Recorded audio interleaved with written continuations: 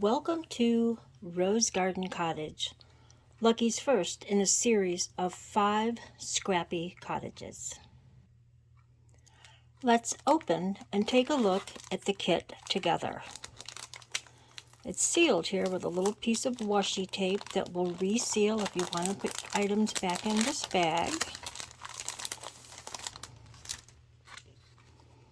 Inside we have, first of all, the cover photo, which is a nice reference guide to the fabrics and where they go. Notice that this is Lucky's scrappy version of this cottage. Underneath the picture is the original version that was done by the quilt company. You also have the pattern, a fabric key, which is nice for reference. It shows each fabric and then what it's used for and the letters to label it when it is cut. There are 2 pages of the fabric key. Of course, we have our fabrics, and there is a welcome letter. Let's read that together.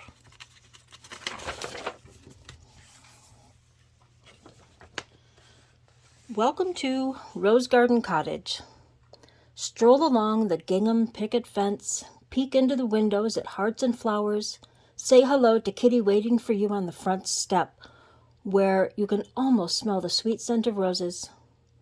Use the fabric key we've provided because Lucky's scrappy cottages do not follow the fabric requirements in the pattern. Each piece of fabric in your kit is labeled with where it is used in the block and indicates the letters to label each cut piece. Keep all your scraps to use for applique parts of the block. You will need a 6-inch by 18-inch piece or 1/4 yard of double-sided fusible webbing, and optional, embroidery floss to create window panes in the upper windows, and 4 1/2-inch or 5/8-inch buttons for flowers on the vine around the door or fussy cut flowers. So here are the windows. You could put window panes like how this is, and then you could either fussy cut flowers here or find buttons that you like to put around the door. This is our first scrappy cottage, and we're so excited you've joined us. Watch your email and website for a video tutorial with tips on the block and a demo on how to turn a cottage block into a pillow cover with an envelope back. Or make and save all 5 cottage blocks and assemble them into a quilt with free instructions in April of 2024. Thanks again for joining me. Happy stitching, Cassie. So this is your introductory letter welcoming you to Rose Garden Cottage. Inside your kit, you will also find the pattern with the shapes to trace for the applique sections, okay, and step-by-step instructions. But first we're going to look at the cutting instructions back here. All of your pieces in your kit are labeled with what the piece is used for and the letter that it is going to be labeled when you do your cutting. As you see here on the cutting instructions, piece A, and it gives you the size, tells you how many and then what size to cut. So if you follow along with the label on here corresponding to the letter here, it'll be a breeze. What I recommend is taking the pieces that are in your kit and putting them in alphabet order according to the cutting directions. So it starts with A and goes all the way to Z. And you will do that by looking at the cuts that it is to be labeled. So this is R, okay? This one's for applique, so it doesn't have one Y and Z. So what I did was I looked here, background fabric. Okay, our background fabric is right here, and that is A, B, and C.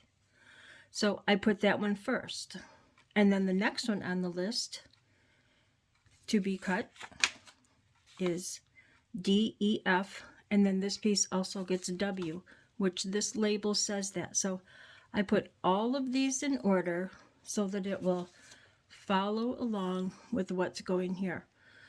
Now I want to point out that, like for instance, the doorstep for O, the pattern says red check. But remember, we are not making the original Quilt Company block. We are making the Lucky Scrappy block. So your doorstep piece will be green, and it has that label right on it, okay? Okay, when you cut your pieces, for instance, the background, it's labeled A, B, and C, corresponds here A, B, and C. When you have cut those shapes and sizes, I would label them right here. Here's our A, our B, and our C. And then remember to set aside any extra fabric that you have for later. After you have cut and labeled all of your pieces according to the directions, you will have some fabric left over from your cuttings and some that you haven't even touched yet. This little tiny floral is going to be for the path. That's an applique piece.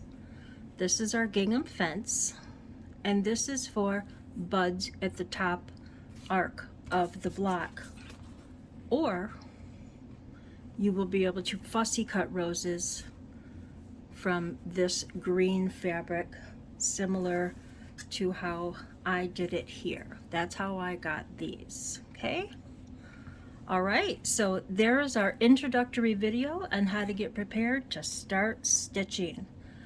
I will show how to prepare for the applique pieces in the next video. Thank you so much for joining us for Lucky Scrappy Cottages.